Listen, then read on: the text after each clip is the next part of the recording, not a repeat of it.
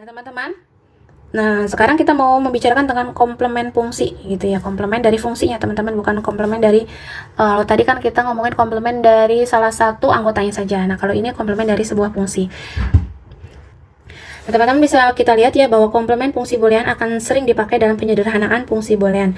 Kita lihat komplement dari fungsi fx itu kita tuliskan dengan f aksen x ya, teman-teman. Dapat dicari dengan dua cara. Yang pertama dengan hukum De Morgan gitu ya. Ingat-ingat hukum De Morgan itu seperti apa ya? Bahwa kalau ada a tambah b dikomplementkan gitu ya, itu sama aja dengan komplement a dikalikan dengan komplement b ya. Begitu juga dengan yang sebaliknya gitu ya. Atau kita menggunakan prinsip dualitas. Jadi teman-teman nanti lihat saja mana yang lebih mudah gitu ya dikerjakan. Nah, ini contoh ya, contoh bagaimana kita mencari komplement ya, komplement dari fungsi boolean. Yang pertama kita menggunakan hukum De Morgan ya. Nah, pertama kita punya nilai fungsinya ya di atas. Fungsinya f(x, y, z) itu adalah x dikalikan dengan keseluruhan dari y aksen, z aksen ditambah y, z gitu ya. Nah, kita mau mencari komplemennya, maka tinggal kita komplementkan keseluruhannya. Nah, ini kan tinggal dikomplementkan keseluruhannya. Nah, kita pakai hukum De Morgan bahwa kalau yang di dalam ini dikomplementkan, maka kita mendapatkan komplement dari x gitu ya. Kita komplementkan yang x-nya, kemudian komplement dari yang kedua ini. Nah, ini kan x-nya dikalikan dengan keseluruhan yang ada di dalam kurung gitu ya. Jadi yang di dalam kurung dikomplementkan gitu ya. Nah, selanjutnya yang ini sudah clear ya, x aksen udah selesai gitu ya. Nah, ini yang masih belum clear karena dia masih di dalam kurung ya.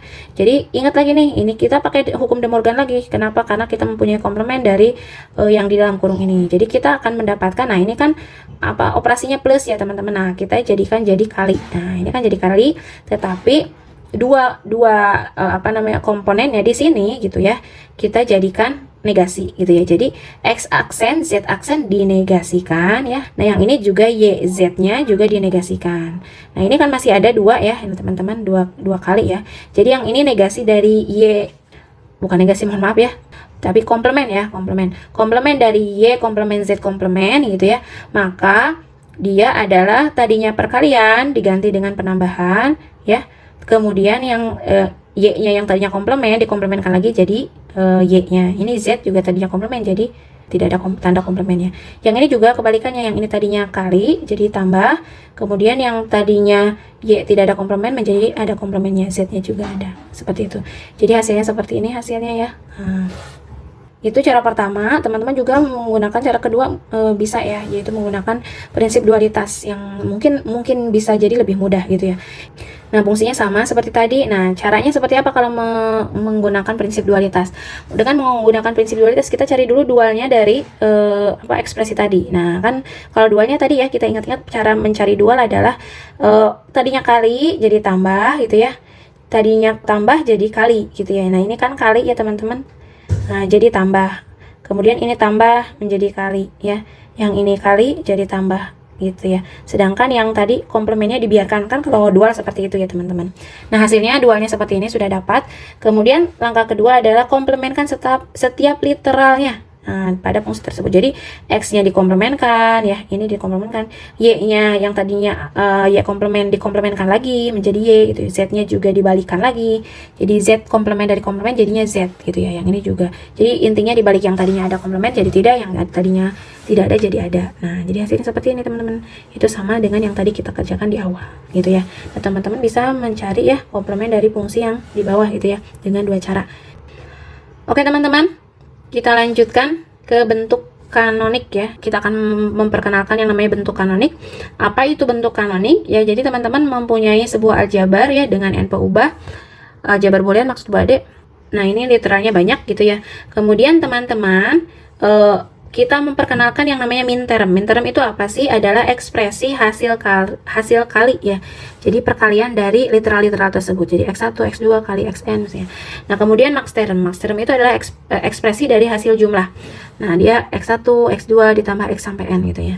Nah, teman-teman, sekarang kita masuk ke bentuk kanoniknya gitu. Ke bentuk kanonik adalah ekspresi boolean yang dinyatakan sebagai dua bentuk. Yang pertama, dia adalah penjumlahan dari satu atau lebih minterm gitu ya. Jadi penjumlahan dari ini ya. Kan ini perkalian ya, teman-teman ya. Nah, bentuknya perkalian. Terus yang perkalian ini dijumlah ya teman-teman. Jadi dia bentuknya adalah penjumlahan dari satu atau lebih min term atau sum of product ya, atau disingkat SOP ya teman-teman. Kemudian disebut juga bentuk normal disjungtif gitu ya. Nah, bentuk kedua adalah bentuk kanoniknya adalah bentuk POS atau product of sum gitu ya teman-teman. Nah, ini adalah perkalian dari satu atau lebih max term. Berarti perkalian dari bentuk penjumlahan. Nah, itu ya teman-teman, atau product of sum. Atau disebut juga bentuk normal konjungtif. Nah, seperti apa sih realnya ya? Kita lihat. Nah, realnya teman-teman lihat ya di sini. Nah, misalnya contoh SOP ya. Fungsinya itu teman-teman lihat ya, bentuk termnya itu adalah dia adalah perkalian dari literal-literalnya gitu ya. Nah, ini kan lalu term-term itu kemudian ditambahkan. Nah, gitu. Jadi dia penambahan dari bentuk perkalian atau sum of product ya. Kalau yang di bawah dia adalah perkalian nih, kan operasinya operasi perkalian dari bentuk penjumlahan. Jadi apa product of sum kayak gitu ya, jadi kayak kebalikannya. Nah, seperti itu ya teman-teman, itu adalah bentuk normal disjungtif dan normal konjungtif atau SOP dan POS dari bentuk kanonik gitu ya. Jadi teman-teman perhatikan, ini ada catatan bahwa setiap max term dan min term harus mengandung literal yang lengkap dari setiap peubahnya. Jadi harus ada, kalau misalnya ini fungsinya ya tiga literal ya, yaitu X, Y, dan Z, maka di setiap termnya di sini harus ada X, Y, Z, di sini harus ada X, Y, Z, di sini juga harus ada X, Y, Z, seperti itu ya. Nah, kemudian fungsi boolean yang tidak berbentuk kanonik dapat juga dinyatakan dengan bentuk kanonik dengan melengkapi literalnya. Seperti itu ya. Nah, teman-teman juga bisa mengkonversi tabel kebenaran ke bentuk kanonik ya. Nah, kita lihat konvensi tabel kebenaran ke bentuk kanonik. Pertama kita lihat dulu, jika diberikan tabel kebenaran, kita dapat membentuk fungsi boolean berbentuk kanonik SOP atau POS. Jadi kita lihat ya, bentuk min term atau dilambangkan dengan M kecil ya, maka nilai nolnya itu kita nyatakan sebagai peubah, kalau ini mungkin lebih tepatnya literal ya teman-teman ya, dengan komplement. Nah, bentuk max term yang dilambangkan dengan M besar ya, dia nilai nolnya itu dinyatakan sebagai peubah tanpa komplement. Jadi kebalikannya ya, kalau yang di min term dia 0 itu sama dengan peubah dengan komplement. Kalau di max term nolnya itu dia adalah peubah tanpa komplement gitu ya. Nah, kita lihat seperti apa maksudnya. Nah, teman-teman bisa lihat di sini ya, kalau misalnya kita punya literalnya 3 ya, teman-teman juga bisa ya, kalau literalnya 2 berarti ini barisnya cuma 4 kayak gitu ya teman-teman. Nah, ini notasi min term dan max term untuk peubah yang 3 gitu ya. Nah, teman-teman lihat untuk min term ya dengan notasi M kecil ya.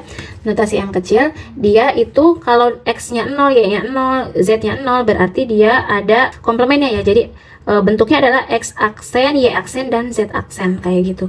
Berbeda dengan notasi max term dengan M besar ya teman-teman, dia tidak menggunakan aksen gitu ya. Jadi X-nya 0 berarti sama aja dengan X gitu ya, bukan X aksen. Kemudian Y-nya 0 berarti Y, Z-nya 0 berarti Z gitu ya. Tapi ditambahkan kalau di max term kayak gitu, kalau di min term dikalikan gitu ya. Nah, teman-teman juga perhatikan, ini disebut notasinya itu M0, M1, M2 itu ya sampai M7. Jadi dari mulai 0 gitu. Nanti untuk apa ini? Untuk bisa jadi dibuat untuk meringkas ya penulisan, bisa jadi nanti kita pakai gitu ya. Nah, ini contoh ya. Tapi kita lihat dulu di sini ya, bahwa untuk membentuk SOP kita dari tabel kebenaran ya, tinjau kombinasi nilai peubah yang memberikan nilai fungsi sama dengan 1. Nah, untuk membentuk POS ya, kita tinjau kombinasi nilai peubah yang memberikan nilai fungsi sama dengan 0. Nah, maksudnya seperti apa? Nah, ini maksudnya ya teman-teman. Nah, kalau misalnya kita punya tabel kebenaran seperti ini teman-teman ya, untuk membuat bentuk normal disjungtifnya atau SOP-nya gitu ya, teman-teman hanya melihat nilai-nilai fungsi yang bernilai 1. Berarti yang ini ya, yang ini dan yang ini ya teman-teman. Perhatikan bahwa yang ini tuh berarti kan yang ini ya. Nah, yang ini kan berarti X-nya dia aksen, Y-nya aksen, Z-nya tidak, ditambah ya. Ingat-ingat kalau SOP kan dia penambahan dari perkalian ditambah. Kemudian yang kedua yang ini ya. Nah, yang kedua adalah X-nya 1 berarti nggak pakai aksen. Kemudian YZ-nya ada dia 0 berarti ada aksennya gitu. Ada komplemennya ya.